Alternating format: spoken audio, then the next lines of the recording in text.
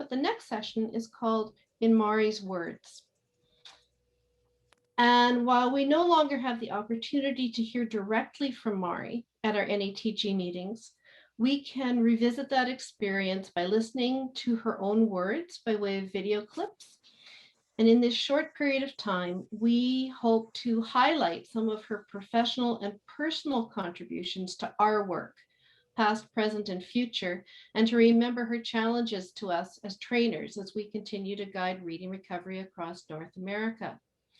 3 trainers will share stories related to Mari's professional and personal life, to her revolutionary theory of literacy learning, and to her expectations for us to continue her work. I'd like to pass this on to Gay to get us started. Thanks, Allison. This is a privilege. I'm going to start us off, and I'll just preview a tiny bit the video. It comes from an interview from ILA, and it underscores the idea that Mari was, she was the most voracious learner I ever knew. She learned from everything, she sought out everything, and this gives you an idea of her background as a clinical psychologist and how she came to reading, to the study of reading, as such a valuable part of her work and informed us all. So we start the film. This was in 2003.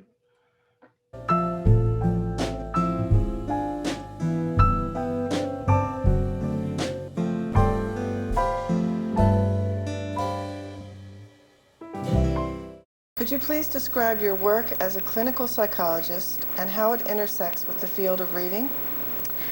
Well, I was told during my training that a developmental psychologist must understand normal children's progress. So that was the basis of what we learned, knowing about normal progress.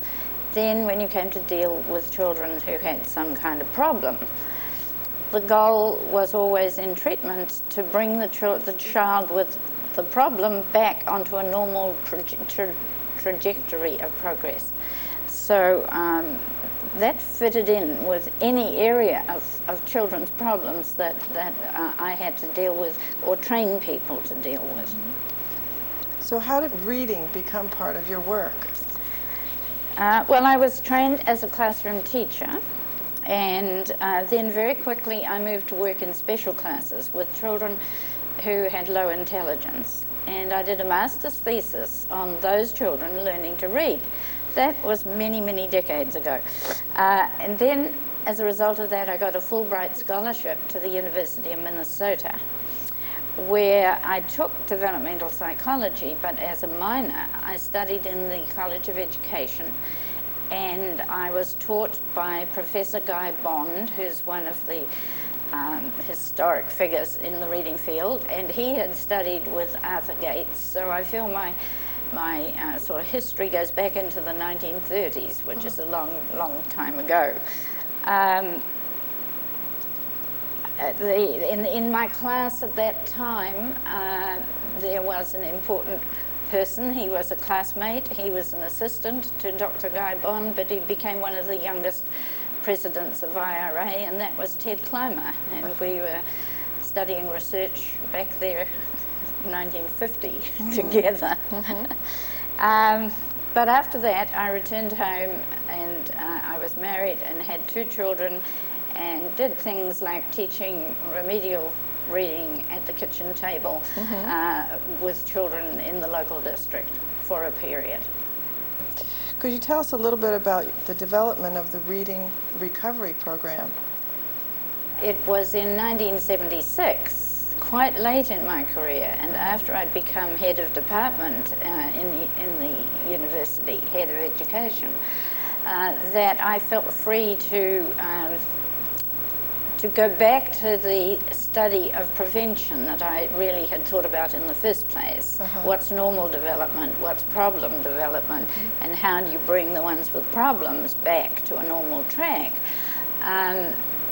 I started that in 1976, and really Reading Recovery has been the realization of that sort of particular theory about preventive work having a developmental base. And it also involves one-on-one teaching. Well, yes, because what we're doing really, looking at the diversity of individuals and how very different the causes of the problems of the children are. It's necessary to find clinically, it's necessary to find an individual treatment program. And what the individual teaching allows is that we can start where the child is, not at any point that somebody else has decreed the starting point is. And we can take the children as fast as they can go, however fast they can move, making leaps and jumps if necessary. So we can get accelerated progress and get them back into the average group of their class quite quickly. So while it's individual, it's a very short, it's the shortest treatment that we can possibly do. And we work on the theory that you can take children can take different paths to the same outcome. So we have to design individual programs for them. The Reading Recovery Program has a strong professional development component. What do you think about the current worldwide push for professional development? Well, I'm glad to see it occurring because we felt it was necessary. We were going to do a lot of things that were not usually done in schools, so we had to have the teachers well trained to implement both the theory of what we were doing and the practice. So we trained teachers and we trained teacher leaders who train teachers in different parts of the education system, and then we had to have trainers who would train the teacher leaders. So it was a hierarchy of professional development. And that has gone across the world to each of the countries we're now working in, and is the strength of the whole program. It also allows the program to change. So when we get new input, new information, new research, we can pass it down from the trainers to the teacher leaders to the teachers and get them to change practice on the ground quite well. So how do you feel about the fact that Reading Recovery is being used throughout the world? Well, I tell the Reading Recovery people to be a bit cautious about that. It's being used throughout the English-speaking world. That is far from being the world. Yes. And we are working in Spanish, and we have developed the program for French in Canada. But it takes about 5 years to develop the program for another language because you're teaching the other language, so it has to be adjusted for the characteristics of the language. It takes a lot of time. And I don't know how much further we can go, but we can certainly serve English-speaking children anywhere. Well, as a developmental clinical psychologist, how does it make you feel to have such a great impact on reading, especially with the Reading Recovery Program? Reserved feelings about that. Knowing how to get this progress induces an obligation. So if we wanted to spend the money, we could tell you how many children we were teaching at the moment or how many children we taught around the world, and we don't do that because that would take money we want to use for other things. But the obligation is there. If you've served 1 million children, it sounds wonderful, but then there are several millions more who needed the program and didn't get it. So there's a certain sadness attached to being able to do what we can do. I see. When I say Mari was a learner, I mean, she said, I came into worked on Reading Recovery late in my career, and that was true. But after she retired, she did some of her most distinguished scholarship. Every time she came to Columbus to stay, she would stay with Martha King, who are in Martha King's house, Marthasville Way, and it's about 3 miles from campus. And I would be driving in the morning, and I would see this compact little figure in high heels hiking to Ohio State, where she spent abundant time in the library and talked to professors, and she was always learning as much as she could. I remember she went and spent the better part of a year uh, with Usha Goswami in Cambridge. She denigrated no one's work. She always sort of said, what can we learn from this? Even if it didn't quite agree with what she thought, she confronted it and she learned from it. And I'd just like to turn it over to Marianne with a quote that Billy Askew pulled out in a tribute. She was saying that her world and her work were tied to questions about what matters. And she quoted Mari saying this: I live in a perpetual state of inquiry, finding new questions to ask and then moving on. I do not have a position or a safe haven where what is right, in quotes, exists. Pragmatism precludes idealism. I search for questions which need answers, what exists in the real world, and how well do our theories explain what exists. So Marianne's going to go further along that line. Thank you, Gay. My topic is Mari Clay's theory and practice in her own words. So let me start by reminding those of us who worked with Mari that we were very privileged to have had many opportunities to engage in discussions with her about her literacy processing theory and its implications for instruction. When she was preparing a new text, for instance, Change Over Time, she would explain her intentions to us and seek our reactions and input. When a new text, like Literacy Lessons Designed for Individuals, was published, she would spend time with us reviewing the content, pointing out her changes, and always entertaining our questions with patience. Many of these times, while we thought that we were well versed in her theory and in teaching procedures, she would introduce her new thinking and revise procedures, always grounded in her new learning. And it would give us a bit of a jolt, meaning we would have to rethink and reconsider our often closely held firm convictions. Now, Mari had a way of explaining this ongoing change over time once a new book edited by Askew and Gaffney was published. She liked to say she was steering the waters again. As a scientist, Mari remained tentative and questioning.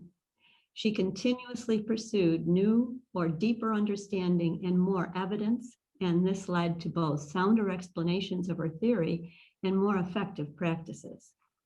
Mari always challenged herself, and she challenged us. She would identify critical research questions, both new questions and existing limitations and need for ongoing exploration, and she would suggest these avenues of research for trainers, for you and I to pursue.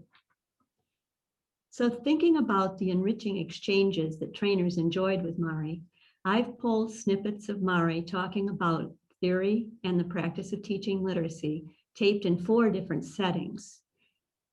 These include 3 interviews and 1 presentation. In most instances, you will hear her respond to rather specific questions, so our opportunity today is only a glimpse.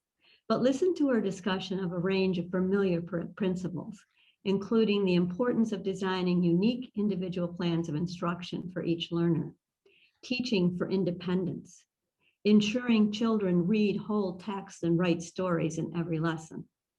Her view of the complexity of literacy learning versus a simple theory, and the instructional time referred to as roaming around the known. Also listen for her many references to the responsibilities of reading recovery teachers and what reading recovery teachers must accomplish. As the shift to the second conversation begins, I want to explain that Mari is saying that most remedial programs of the 1970s had no evidence of sustained continuing progress for participating children.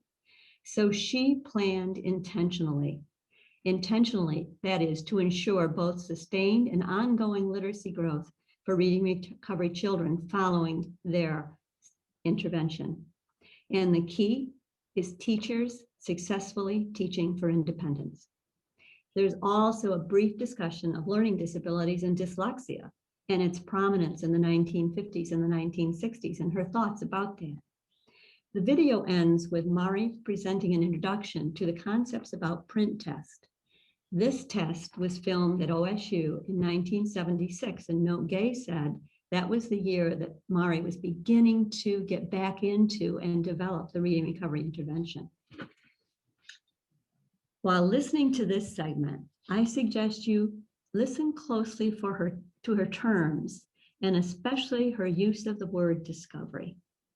So Billy, will you please play the video?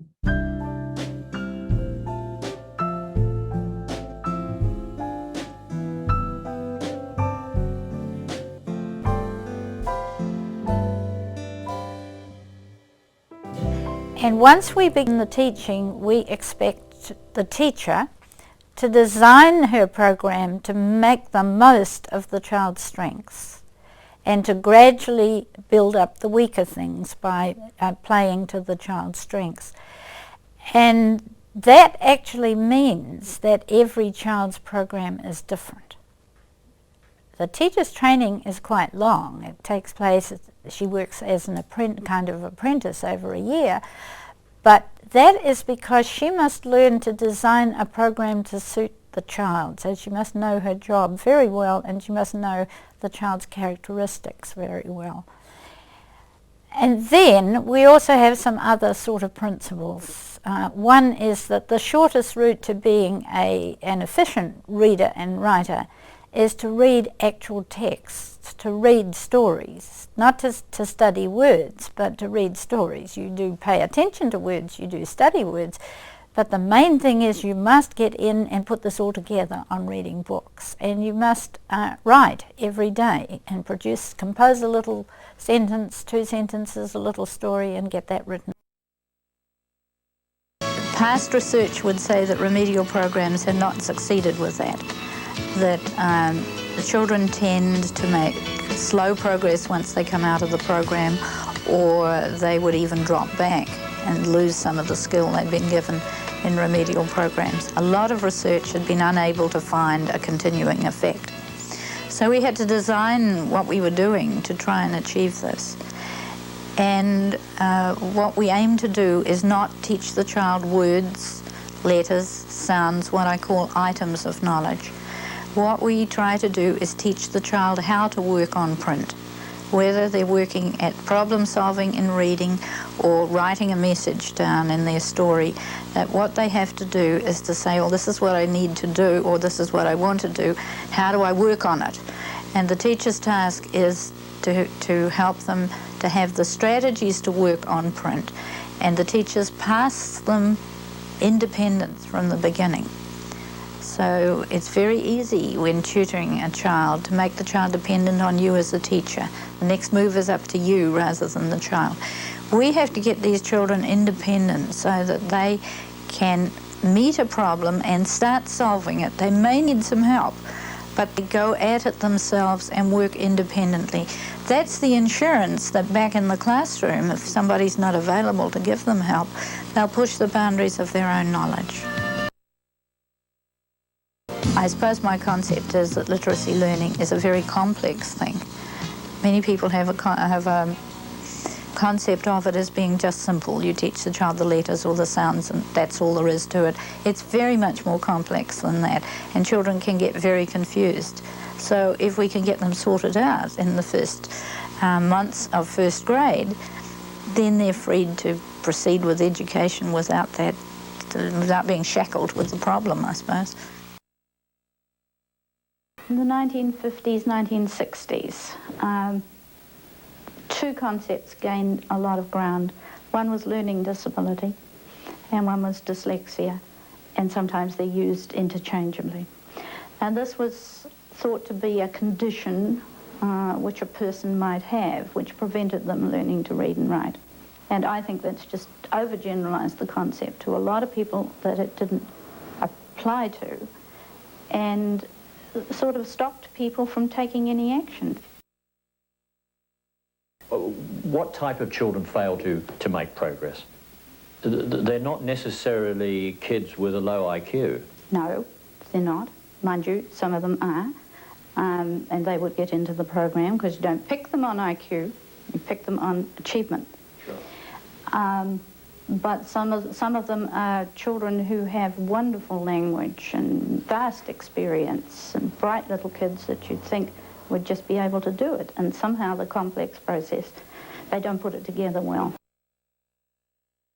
When the child first goes with the teacher and gets an invitation, goes with the reading recovery teacher, for the first 2 weeks, there's a period which we call roaming around the known. People find it hard to sort of catch on to that. But what the teacher does is that she is not supposed to teach the child anything new that the child can't already do in that first 2 weeks. By the end of those 2 weeks, we have children who are confident. They know how to do this. They know how to play this game. They're moving around print and doing all sorts of things in a rather confident way and telling the teacher to hold back while I get on with this job. By the time the child's been in the program 4 or 5 weeks, the parents are telling us they don't know what's happening, but something's changing. So that the children begin to take control of this task.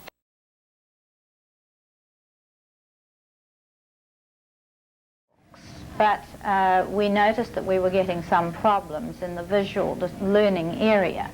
And so I took one of their little books and I undid the staples and I turned some pictures and print upside down, and I generally played around with this and found I got some good information on children. What I actually had was a discovery situation where the child could show me whether he understood certain concepts about print without him having to tell me in words about this. So we took the idea and devised a test which packaged all these useful little situations in one book sharing experience. And so in this test, I read the book to the child. He doesn't have to read, he doesn't have to be able to read. And yet before he can even read, he can show me that he knows something about print and something about words and what he does know and what he doesn't know.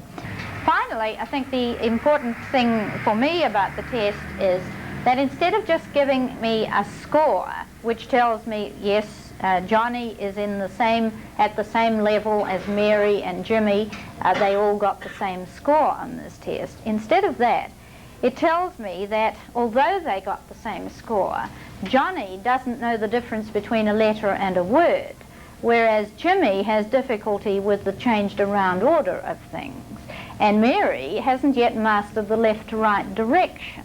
So they may all be the same on the score and more or less at a similar stage, but in fact it tells me the kinds of things I might need to teach each of them next. So it goes directly from the discovery situation to the teaching situation, and that's the kind of thing that we have wanted to develop. Well, just a couple of comments. First, these taped conversations span a 30-year period from 1976 to either 2005 or 2006. So you watched her get younger and younger. Isn't that great magic? I'd like to share that a follow-up question to her comments about LD and dyslexia was posed by the gentleman, and it was, what do you tell the parents of a young child if they're concerned about dyslexia or LD? And Mari's reply, I'd tell them to wait. Wait and give the reading recovery teacher the opportunity to work with their child, teaching him to read and write. And from that experience, we'll have a better understanding of the child. Finally, the term discovery. Mari said CAP creates an actual discovery opportunity, allowing us to go directly from discovery to the teaching situation. In other words, CAP allows us to discover the child's awareness of print concepts, find out what he is attending to, and suggest what actions the teacher may take to support the child's ongoing learning. And this is not revealed by a score. Notice there's no mention of assessing proficiencies or diagnosing weaknesses, which is the way reading specialists worked in the 1970s. As Carol Lyons would say, this is Mari, the scientist. a developmental psychologist who is using observation of the learner engaged in authentic tasks to uncover where he is in his journey to proficient literacy, and then basing instruction on these learner observations. In summary, this was but a brief exploration of Mari's theory and principles of instruction in her own words, but I hope this gives you a sense of her revolutionary thinking, her ability to translate theory into sound practice, and her gentle, effective manner of communicating complex concepts. And now I'm going to turn it over to Billy Askew to continue our story. Thanks, Mary Ann. In this last segment, we're going to take a quick look at Mari's life in photos. And so you'll see from birth or from her early childhood forward, and what a life she lived. And then the final video is going to be in the words of Mari's son, Alan, who in his eulogy at Mari's memorial service shared some memories of his mom, but he also proposed for us a future for those of us who were left behind. So we're going to look at the video first and then get back to some comments.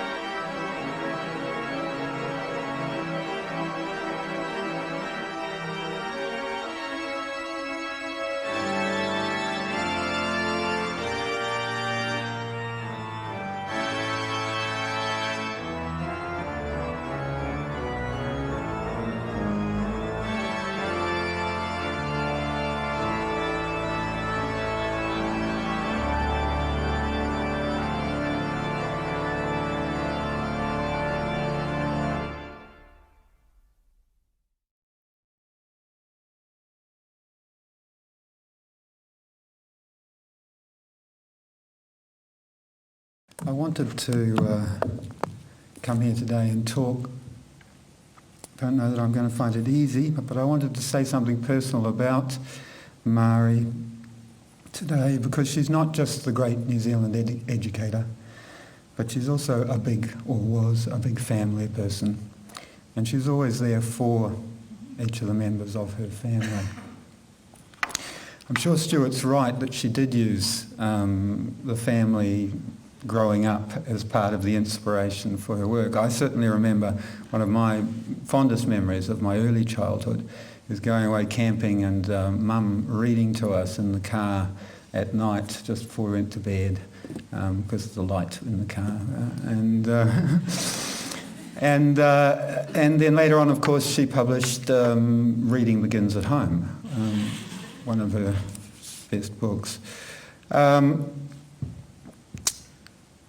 She, despite her worldwide influence, she was a very private person, and she sometimes struggled with the fame that came with the success of her work. A special time in our life was when I was living beside my mother when my son was young, and Mari loved children and watching them grow, so it was a lovely time. The mail, we were living beside it, the mail got a little confused. I was expecting a package, and a notice came that a special item was up at the post office. And so I arranged with Mum to go in with her on her way into work and would pick up this package for me. It was addressed, was it addressed to her? I can't remember, it couldn't have been, must have just been addressed to Clay. Anyway, she went in to pick it up and I waited in the car. She came back, she was in a very bad mood.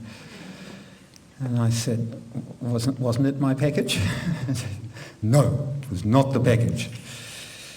And I heard nothing further about that for another 4 or 5 months. We come up to New Year, Mari's going away for a holiday. It's very unusual for Mari to go away for a holiday. She almost never went away for holidays. So we're all really excited. Oh, well done, Mum, you're going away for a holiday. That's just what we encourage you to do. Very good.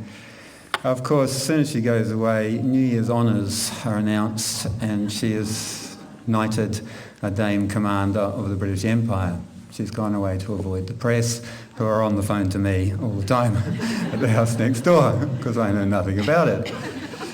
I found out later that the offer of the knighthood arrived that day that we went up to get the package from the post office, and that Mari, in fact, had at first turned the knighthood down because she didn't feel she deserved it. It was for her work that was important, not her that was important. And it was only when her colleagues convinced her that the work would benefit by her getting the award that she wrote back to them and said, yes, I will accept the award. And this is pretty symbolic of Mum. She was a humble person who quietly achieved greatness. A few years ago I was talking with her about a possible biography. Oh no, nobody's interested in me, she said. I said, Mum, after all you've achieved. Oh, it's all a drop in the ocean and it's going down the drain. And I'll pick up there because part of the video was not able to be heard. So I'll finish what he said. He said, from the big picture, it's true. Anything is a drop in the ocean. Millions of kids learning to read, just a drop in the ocean. To be fair, he said, that conversation doesn't represent how she felt right before she died. And he finished by saying, Mari indeed left us all a great legacy. And her challenge to all of us is to develop and build on that legacy and help it grow so it doesn't go down the drain. And that's the end of the eulogy. And there were so many things as we looked at these videos that we'd like to share. So I'm just picking a few. But all of us who knew Mari know that she was working diligently after her diagnosis to complete her works in progress. And I had several phone visits with her during that time.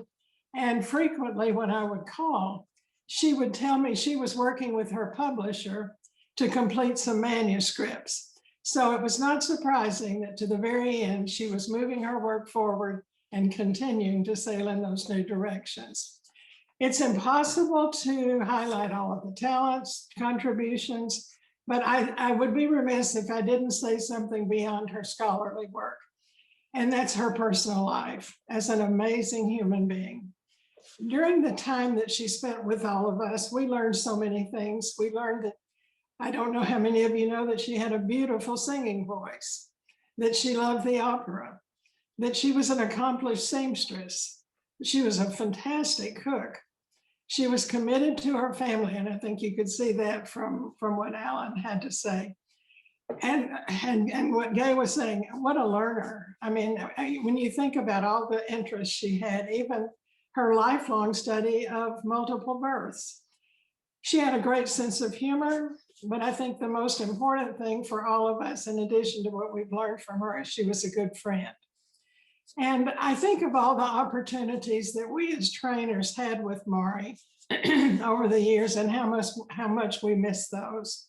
Those of you who didn't know Mari personally, you've still benefited from her printed work and the conversations that we feel like we need to keep that connection with her to stimulate our future.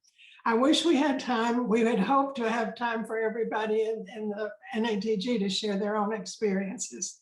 But I'm just going to tell you a few things, and some of these may be a little bit embarrassing. I thought, we'll have a little Mari's humor here. But she challenged me in so many ways that I couldn't even imagine. When she was in residence at Texas Woman's University, her office was next door to mine. And at first I was absolutely mortified that I would say something, she would hear me, and I would be embarrassed. And finally, I had to realize I was not going to learn anything from her if I didn't get rid of my culture of politeness. She always called it the culture of politeness, so that we could grapple with issues and really learn something. For example, and I'll just give 2 or 3 examples. When I would go in sometime and just share with her what I was thinking about the impact of a teaching procedure or something, I learned that her response was frequently, she would say, "Why would you ever think that?" Now, immediately, what do I think? I've made a mistake. It sounded like a criticism, but then I realized she wanted to know why I thought that so that we could talk about it. The conversations that come from a challenge like that are just amazing. Gay's already mentioned her trips to the library. She went to the library every day she was on campus, and she returned with stacks of books, but at first I thought they were for her. But she would also drop some on my desk and some on Yvonne's desk and Betsy's desk in order, she said, these things are some things that you need to know about. So I don't think I've ever read as much as I did during that time. And then one other example I'll just share, and how much she challenged me with my writing.